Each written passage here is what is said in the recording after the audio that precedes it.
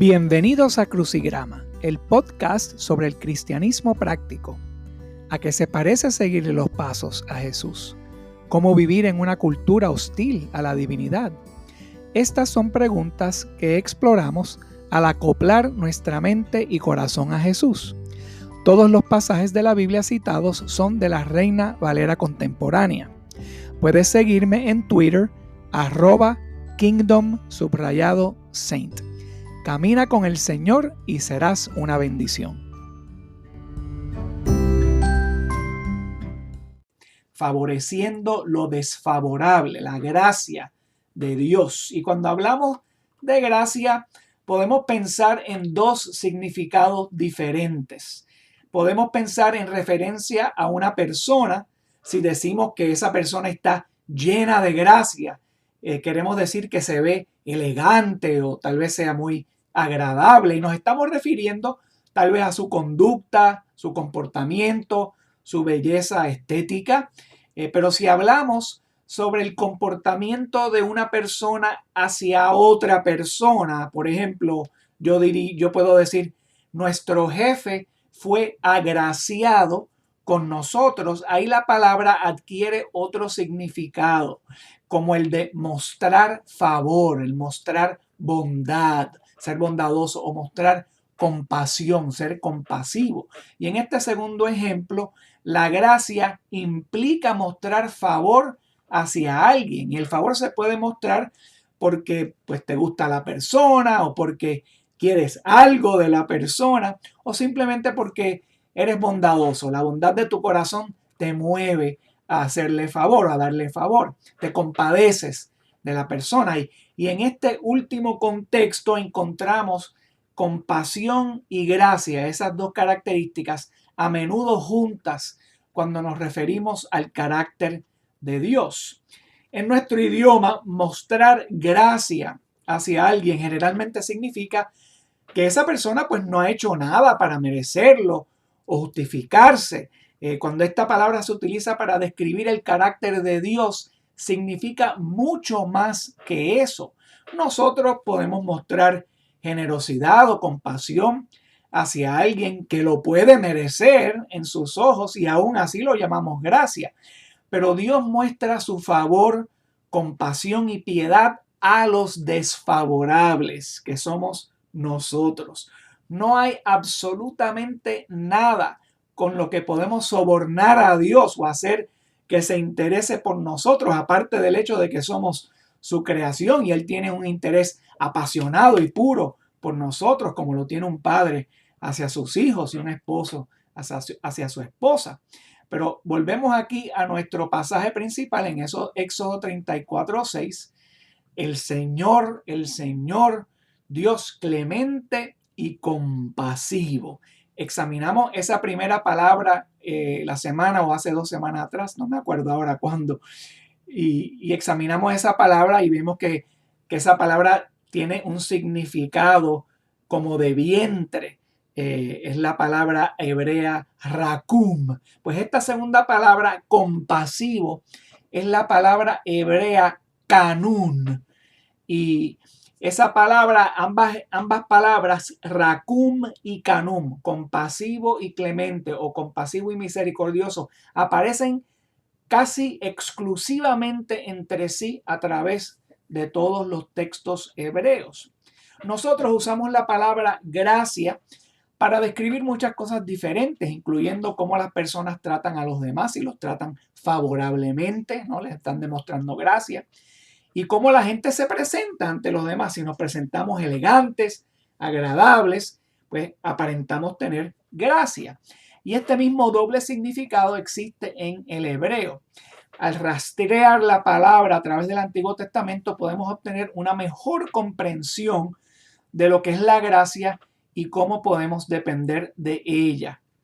Gracia y belleza. Siempre hay muchas referencias sobre la belleza cuando se utiliza la palabra gracia. Por ejemplo, en el Salmo 45, versículos 1 y 2. Leyendo estos versículos dice: en mi corazón se agita un bello tema mientras recito mis versos ante el Rey. Mi lengua es como pluma de hábil escritor. Tú eres el más apuesto de los hombres, tus labios son fuente de elocuencia, ya que Dios te ha bendecido para siempre.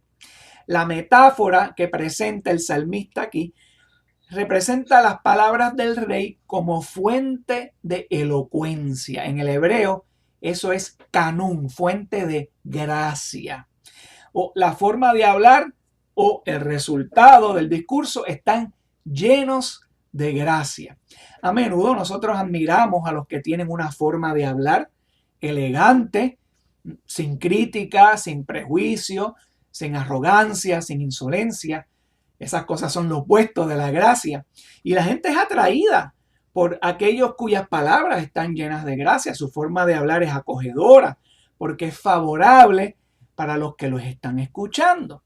De eso habla también Proverbios 4:9. En Proverbios 4:9 leemos: te pondrá en la cabeza una hermosa diadema, te obsequiará una bella corona. En este pasaje en Proverbios, la gracia está conectándose con la belleza estética. Una mejor traducción para este proverbio es: te dará una diadema para adornar tu cabeza. La palabra adornar ahí es canún, gracia. Y la sabiduría aquí se está comparando con una hermosa corona que te hace bello, te hace resplandeciente. Te da gracia. Las cosas elegantes, las cosas hermosas son fuentes de gracia y hacen que el espectador o el oyente responda con favor. La gracia no es solo la belleza de un objeto, sino también cómo es percibido por el observador. La gracia genera una respuesta favorable de los que están escuchando o de los que están mirando. Cuando alguien ve o usa algo que le gusta, algo que lo inspira, eso lo hace sentir hermoso, lo hace sentir elegante. A nosotros nos atraen las cosas que nos hacen sentir especiales y apreciados. Y vemos ese concepto utilizado a través de muchos diferentes proverbios. Ahora, esto plantea una pregunta interesante. ¿Solo mostramos gracia a quienes creemos que la merecen? ¿Qué hay de cuando alguien no aparece ser elegante o si tal vez creemos que alguien no merece nuestro favor? O si vemos a alguien con ropa vergonzosa, ropa tirada, como decimos en Puerto Rico, a veces está vestido tirado. O si habla de alguna manera vergonzosa. ¿Qué de eso en esa situación? Vamos a demostrar gracia, vamos a mostrar favor. De ahí es donde tenemos que aprender de Dios, porque la gracia de Dios, canún, ¿no? Lo que representa esa palabra hebrea, canún, va mucho más allá de los esfuerzos humanos. Vamos a ver aquí varios usos de esa palabra canún en una situación diferente, favoreciendo lo desfavorable. Veamos aquí en Esther, capítulo 7, versículo 3, donde Esther responde: si me he ganado el favor de su majestad y si le parece bien, mi deseo es que me conceda la vida. Mi petición es que se compadezca de mi pueblo. Vamos a juntar ese pasaje con Proverbios 14:31, donde dice: el que oprime al pobre ofende a su creador, pero honra a Dios quien se apiada del necesitado. Esa palabra apiada es la palabra canún en hebreo, la que estamos examinando. En estas dos citas, en ambos casos, se le está dando favor a grupos que naturalmente no son favorables. En el caso de Esther, los judíos que se encontraron sin el favor de nadie en aquel instante. Y también a los necesitados, a los pobres, que no mucha gente les muestra favor. Las acciones de gracia más genuinas se muestran hacia aquellos que no la merecen. La gracia en este sentido es la capacidad de tratar algo como hermoso, como merecedor de favor, cuando tal vez no lo es.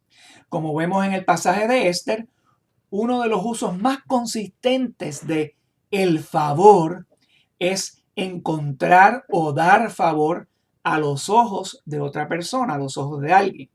Esto también lo vemos en la historia de José, aquí en Génesis 39, versículo del 2 al 4. En el caso de Esther, ella estaba tratando de obtener el favor de su majestad el rey.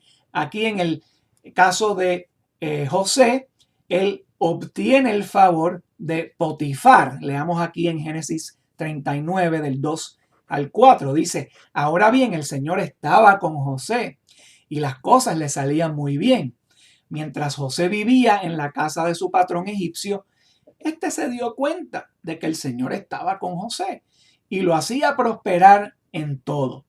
José se ganó la confianza, encontró favor, ¿no? Se ganó la confianza de Potifar y este lo nombró mayordomo de toda su casa y le confió la administración de todos sus bienes. Vemos que Potifar se percata de algo en José, o sea, se percata de la gracia que tiene José, que Dios le ha dado gracia. Y Potifar se percató de esa gracia y generó en él una respuesta favorable hacia José. ¿Cuál fue la respuesta favorable? Le dio confianza, se ganó la confianza de él y lo nombró mayordomo de su hogar. O sea que esa frase, encontrar el favor, que es una frase muy corta en el hebreo, ken, encontrar el favor ante los ojos de alguien, esa frase ken se utiliza 69 veces en las escrituras hebreas y la mayoría de las veces la persona que encuentra el favor está en una posición subordinada o vulnerable. En otras palabras, el favor que se da siempre es un regalo, una demostración de gracia, una acción de gracia genuina. Y este uso de ken en la Biblia, encontrar el favor, es lo que resalta la gracia, el favor que Dios muestra a su pueblo, que es algo que vemos aquí fundamental en su carácter. A través de toda la historia humana, si alguien recibe un regalo, cuando nosotros recibimos un regalo, pues eso como que nos pone en deuda con el donante, ¿no? Ante nuestros ojos. Por ejemplo, José recibió el favor de su amo, se le confió todo su hogar. Eso fue un don, un regalo, ese favor que se le dio, pero también una responsabilidad muy grande que José la tomó muy en serio. Este favor que se le mostró a José fue lo que le impidió caer en los avances de la esposa de Potifar, incluso al punto de que él perdió el favor ante su amo, porque José no quería perder el favor que él sabía que tenía con Dios. Él entendía que el favor de Dios fue lo que lo hizo tener favor con los demás. Y esto demuestra la gracia única que proviene de Dios. En las escrituras hebreas vemos que Noé fue la primera persona en encontrar favor, en encontrar ken ante los ojos de Dios. Génesis 6:8 nos dice, Noé contaba con el favor del Señor. En ese momento, cuando los pensamientos de todas las personas y las inclinaciones del corazón, todos eran malos, Noé fue el único que salió entre todos aquellos al ganarse el favor de Dios. Dios lo encontró inculpable, intachable en su generación. Y eso se contrasta con Jacob, que engañaba repetidamente. Él engañaba y era engañado repetidamente. Sin embargo, Jacob le dice a su hermano Esaú, aquí en Génesis 33:11, dice, acéptame el regalo que te he traído. Dios ha sido muy bueno conmigo y tengo más de lo que necesito. Y dice aquí que fue tanta la insistencia de Jacob que finalmente Esaú aceptó. Así que vemos a dos personajes aquí contrastados. Vemos el contraste entre Noé y Jacob. Ambos recibieron el favor de Dios. pero Noé lo recibió por ser justo, o sea que podríamos decir que se lo mereció, ¿no? Jacob no se lo mereció porque Jacob era un engañador.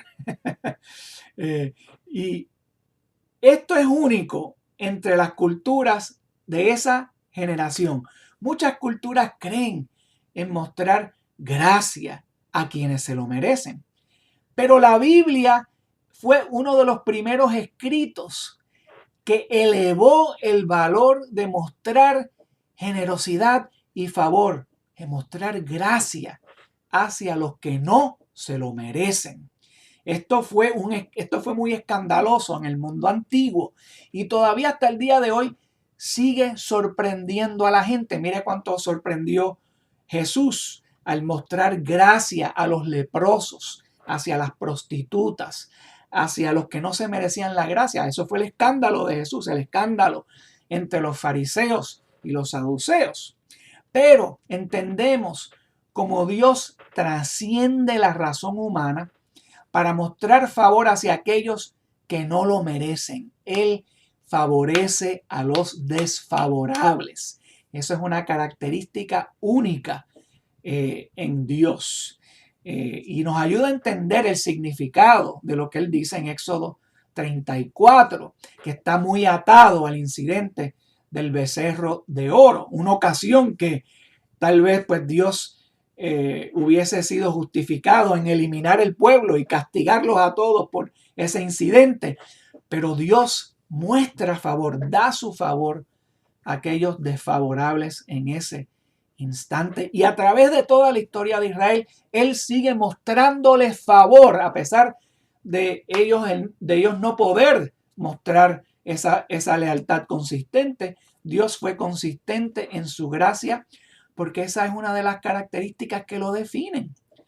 Y últimamente vemos la gracia de Dios mostrada y resaltada en Jesucristo. Jesús es la realización de la gracia de Dios. En Juan 1:1 leemos: al principio estaba la palabra y la palabra estaba con Dios. La palabra era Dios.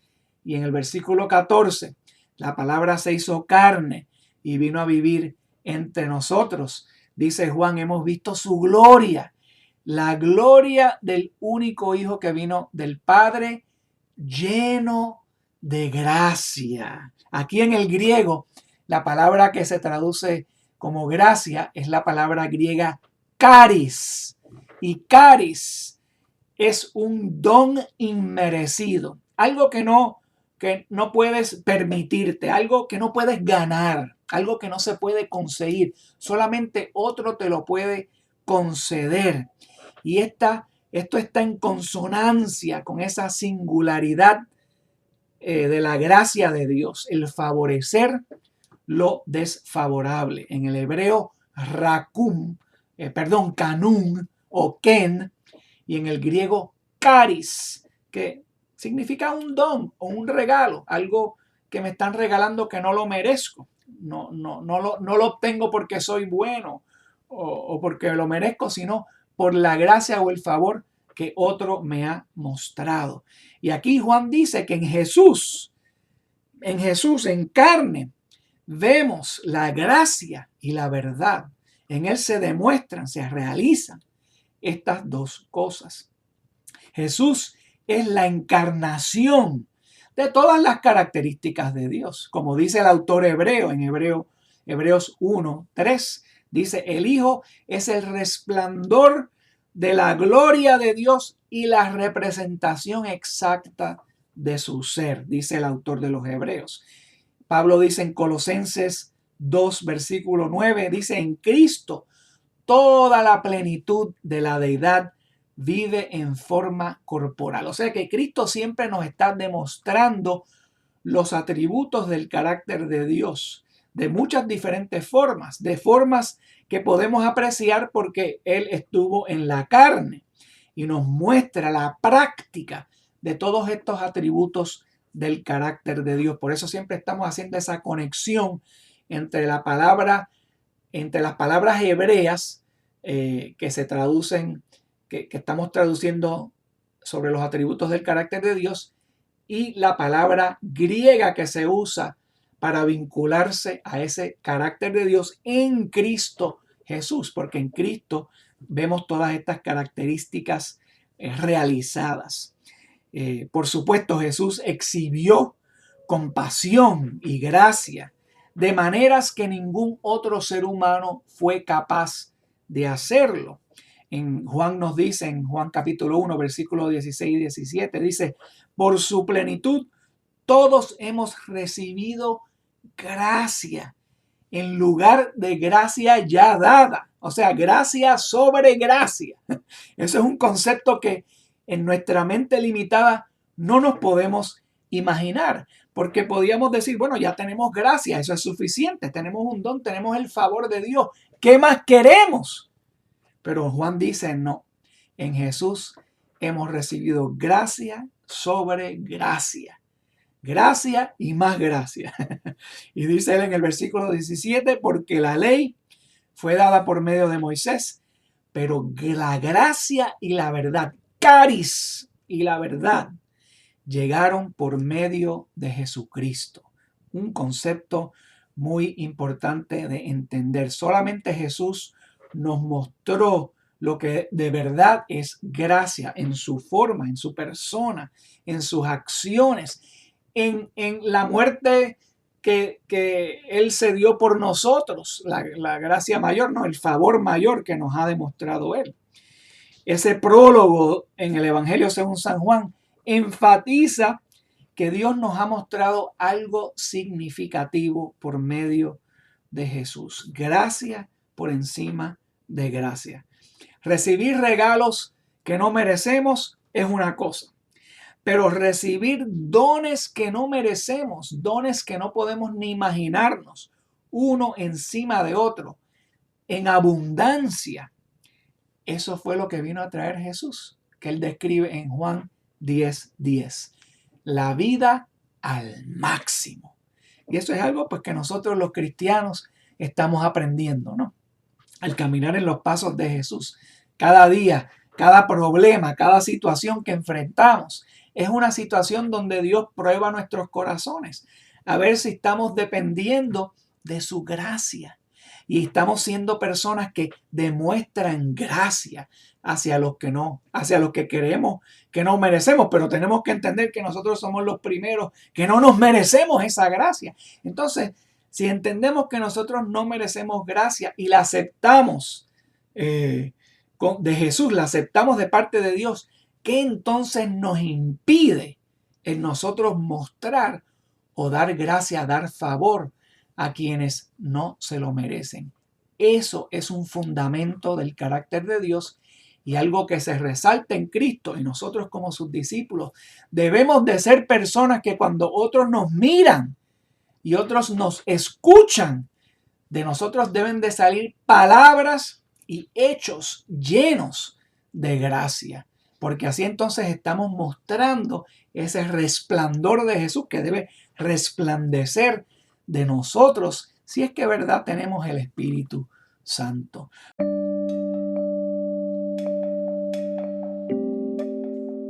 Espero que el Señor te haya dado una idea de cómo acoplarte a Jesús con el mensaje de hoy. Siempre aprecio tus comentarios. Puedes enviarme tus pensamientos, reflexiones y comentarios directamente a través de la aplicación Anchor. También puedes conectarte conmigo a través de Twitter, @Kingdom_Saint. Camina con el Señor y serás una bendición.